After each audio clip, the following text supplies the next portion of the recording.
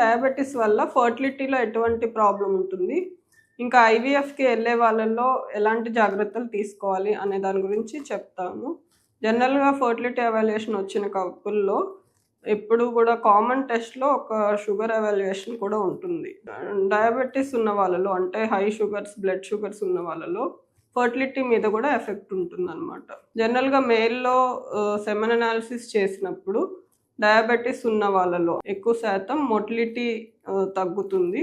దాంతోపాటు మార్ఫాలజీ అనేది కొంచెం ఎఫెక్ట్ అవ్వచ్చు, కౌంట్ కూడా తక్కువ ఉంటుంది, డిఎన్ఏ ఫ్రాగ్మెంటేషన్ అనేది హైగా ఉండే ఛాన్సెస్ ఉంటాయి. ఫిమేల్స్లో ఎలాంటి ఎఫెక్ట్ ఉంటుందంటే ఎగ్ క్వాలిటీలో ఎఫెక్ట్ ఉంటుంది. దాంతోపాటు ఇంప్లాంటేషన్ అంటే బేబీ అతుక్కోవడానికి యూజ్ అయ్యే ఫ్యాక్టర్స్ కూడా ఆక్సిడేటివ్ స్ట్రెస్ వల్ల కొంచెం ఇంప్లాంటేషన్ కూడా తగ్గుతుందన్నమాట. So hope this video is informative for you. Thank you very much. Pregnancy కోసం ప్రయత్నం చేసి రానప్పుడు కపుల్స్కి చాలా డౌట్స్ వస్తూ ఉంటాయండి. వాళ్ళు ఏ టైంలో కలవాలి, ఏ టైంలో కలిస్తే ప్రెగ్నెన్సీ వచ్చే ఛాన్స్ బెస్ట్ ఉంటుంది, ఎర్లీ మార్నింగ్ కలిస్తే ఏమైనా డిఫరెన్స్ వస్తుందా, నైట్ టైమే కలవాలా, ఇలాంటివి చాలా కామన్గా అడుగుతూ ఉంటారు. సో నిజానికి హస్బెండ్ వైఫ్ ఓవ్యులేషన్ టైంలో కలిస్తే ప్రెగ్నెన్సీ ఛాన్సెస్ బెస్ట్ ఉంటాయి. సో ఎగ్ అనేది ఆడవాళ్ళకి ప్రతి నెల ఒకటేసారి విడుదలవుతుంది అండ్ అది విడుదలయ్యాక ఎగ్ 24 hours మాత్రమే అవైలబుల్ ఉంటుంది. ఈ 24 hours పీరియడ్లో స్పర్మ్స్ ఎగ్ దగ్గరికి చేరుకుంటేనే ప్రెగ్నెన్సీ వచ్చే అవకాశం ఉంటుంది. సో ఓవ్యులేషన్ టైం గమనించుకొని ఆ టైంలో ప్రెగ్నెన్సీ కోసం ట్రై చేస్తే ప్రెగ్నెన్సీ ఛాన్సెస్ పెరుగుతాయే తప్ప మార్నింగ్ ట్రై చేస్తే ఎక్కువ ఛాన్స్ ఉంటుంది, నైట్ ట్రై చేస్తే ఎక్కువ ఛాన్స్ ఉంటుంది అనేది అయితే ఏం లేదండి. So during the day specific టైంలో ట్రై చేస్తే ప్రెగ్నెన్సీ ఛాన్స్ ఎక్కువ ఉంటుంది అని అయితే డెఫినెట్లీ ఉండదు. మీకు ఏ టైంలో కంఫర్టబుల్గా ఉంటే ఆ టైంలోనే మీరు ట్రై చేసుకోవచ్చు. సో ఓవ్యులేషన్ టైం అనేది మీరు ఎట్లా గమనించుకోగలరు? So ovulation usually regular periods వచ్చే వాళ్ళలో పీరియడ్ కన్నా ఒక 14 days ముందు ఓవ్యులేషన్ జరుగుతుంది. సో మీకు రెగ్యులర్ పీరియడ్స్ కనుక వస్తుంటే అప్రాక్సిమేట్గా మీకు పీరియడ్కి 14 days ముందు డేట్ మీరు చూసుకొని ఆ టైంలో అరౌండ్ మీకు ఓవ్యులేషన్ జరుగుతుంది కాబట్టి రెగ్యులర్గా at least alternate day husband wife కలిస్తే ప్రెగ్నెన్సీ ఛాన్సెస్ బెస్ట్ ఉంటాయి. మేడం, ఎంబ్రియో ట్రాన్స్ఫర్ తర్వాత ఎటువంటి జాగ్రత్తలు తీసుకోవాలి అన్న టాపిక్ గురించి మాట్లాడుకుందాం.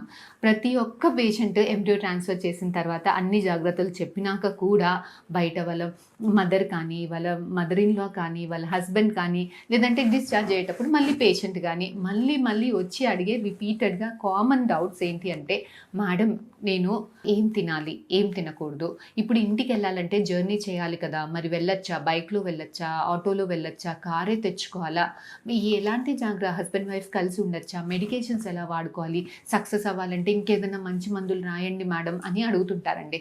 సో ఐవీఎఫ్ ఎంబ్రియో ట్రాన్స్ఫర్ తర్వాత చాలామంది లేచి ఆ బెడ్ నుంచి లేచి దిగడానికి కూడా భయపడుతుంటారు.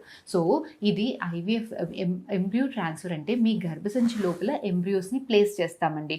గర్భసంచి అనేది ఒక క్లోజ్డ్ క్యావిటీ, బేబీస్ని పెట్టాక అది మూసుకుపోతుంది. మీరు లేచి దిగడం వల్లనో, లేచి టాయిలెట్కి వెళ్ళడం వల్లనో బేబీస్ జారి కింద పడిపోవు. సో బెడ్ రెస్ట్ ఉండాల్సిన అవసరం అస్సలు లేదండి. చిన్నగా లేచి మీ యాక్టివిటీస్ అన్నీ కూడా చేసుకోవచ్చు. వర్కింగ్ ఫీమేల్స్ చక్కగా నెక్స్ట్ డేనే వర్క్కి మళ్ళీ వెళ్ళొచ్చు. సో కాకపోతే హెవీ ఎక్సర్సైజెస్, స్ట్రెన్యూస్ జాబ్స్, బరువులు లేపడం, బకెట్లు లేబెట్టడం, బట్టలు జాడించడం, హస్బెండ్ వైఫ్ కలవడం ఇలాంటివి మాత్రం చేయవద్దు. సర్వైకల్ క్యాన్సర్ అసలు కాజెటివ్ ఏంటి, ఏం చేస్తారు, ఎలా చేసుకోవాలి? రీసెంట్ టైమ్స్లో ఎక్కువగా వ్యాక్సినేషన్, హెచ్పివి వ్యాక్సిన్ అని మనం వింటూ ఉన్నాం. అసలు ఇది దేనికోసం ఇస్తాము అన్నది తెలుసుకుందాం. అసలు హెచ్పివి వైరస్ అనేది మనకి మోస్ట్లీ 16, 18, 6, 11 ఈ స్ట్రెయిన్స్ అనేవి సర్వైకల్ క్యాన్సర్ కాజ్ చేసేదానికి ఛాన్సెస్ ఎక్కువ ఉంటాయి. వీటిలో కూడాను 16 and 18 అనేది మోర్ పెథోజెనిక్ స్ట్రెయిన్స్ అనమాట. ఇది ఒక వైరస్. అసలు ఎందుకు వస్తుంది, ఎందువలన సర్వైకల్ క్యాన్సర్స్ అనేవి వస్తున్నాయి అంటే ఈ వైరస్ వలన. ఎవరిలో ఎక్కువగా ఈ క్యాన్సర్ వచ్చే ఛాన్సెస్ ఉంటాయి అని అంటే కనుక అర్లీ మ్యారేజ్ చేసుకుని సెక్షువల్ ఎక్స్పోజర్ అనేది, ఇంటర్ కోర్స్ కానీ ఇటువంటి ఎక్స్పోజర్ అనేది ఎక్కువగా ఉండే వాళ్ళలో, ప్రొలాంగ్డ్గా ఉండే వాళ్ళలో, చిన్న వయసులోనే మ్యారేజ్ అవుతుంది, ఆ ఇంటర్ కోర్స్ డ్యూరేషన్ అనేది కూడాను ఎక్కువ ఇయర్స్ ఆఫ్ ఎక్స్పోజర్ వీళ్ళలో ఉంటుంది. అటువంటి వాళ్ళకి ఎట్ ద సేమ్ టైం ఏదైనా ఇమ్యూనిటీ కాంప్రమైజ్డ్గా ఉన్న వాళ్ళల్లో వాళ్ళ యొక్క బేసిక్ ఇమ్యూనిటీ అనేది తక్కువగా ఉన్న కండిషన్స్ ఉంటాయి. వాళ్ళల్లోనూ ఎక్కువ ఎస్టీడీస్ అసోసియేటెడ్గా ఏమైనా కనుక సెక్షువల్లీ ట్రాన్స్మిటెడ్ డిసీజెస్ ఉన్న వాళ్ళలోనూ at the same time multiple sexual partners అంటే డిఫరెంట్ ఎక్కువ మందితో కనుక సెక్షువల్లీ ఇన్వాల్వ్ అయిన వాళ్ళు, వీళ్ళందరూ అనేవాళ్ళు హైలీ ప్రోన్ అనమాట, హై రిస్క్ పేషెంట్స్. పీసీఓడి ఉన్నప్పుడు ఒబేసిటీ ఎక్కువ ఫామ్ అయ్యే ఛాన్సెస్ ఉంటుంది. సో వీళ్ళలో బరువు తగ్గితే డేట్స్ రెగ్యులర్గా వస్తాయా, లేక తర్వాత ప్రెగ్నెన్సీ నార్మల్గా వచ్చే ఛాన్సెస్ ఉన్నాయా లేదా? సో యాక్చువల్గా పీసీఓడి అంటే polycystic ovarian system or ovarian disease అని అంటాం. సో ఇక్కడ ఏమవుతుంది అని అంటే ఒక్కొక్క ఓవరీలో నార్మల్గా 4 to 5 మంచి ఫాలికల్స్ అనేది ఫామ్ అవుతూ ఉంటాయి ఆడవాళ్ళలో. కానీ ఏమవుతుంది ఇక్కడ కండిషన్ ఏంటి అంటే హార్మోనల్ ఇంబ్యాలెన్సెస్ వల్ల పీసీఓడిలో మోర్ దాన్ 10 ఫాలికల్స్ లేకపోతే మోర్ దాన్ 20 ఫాలికల్స్ అనేది మనం చూస్తూ ఉంటాం ఒక్కొక్క ఓవరీలో. కానీ ఏంటి అని అంటే దానికి కావాల్సిన కరెక్ట్గా రెగ్యులర్గా పీరియడ్స్ అనేది రాకుండా ఉంటుంది, ఓవ్యులేషన్ అనేది సరిగ్గా జరగకుండా ఉంటుంది. సో ఓవ్యులేషన్ అనేది సరిగ్గా జరిగితేనే పీరియడ్స్ కూడా కరెక్ట్గా వచ్చే ఛాన్సెస్ ఉంటాయి. సో ఓవ్యులేషన్ బాగా ఉంటేనే ప్రెగ్నెన్సీ అనేది కరెక్ట్గా ఫామ్ అయ్యే ఛాన్సెస్ ఉంటుంది. సో ఆడవాళ్ళకి డేట్లు కరెక్ట్గా రాకపోతే ప్రెగ్నెన్సీ అనేది చాలా కష్టంగా ఉంటుంది.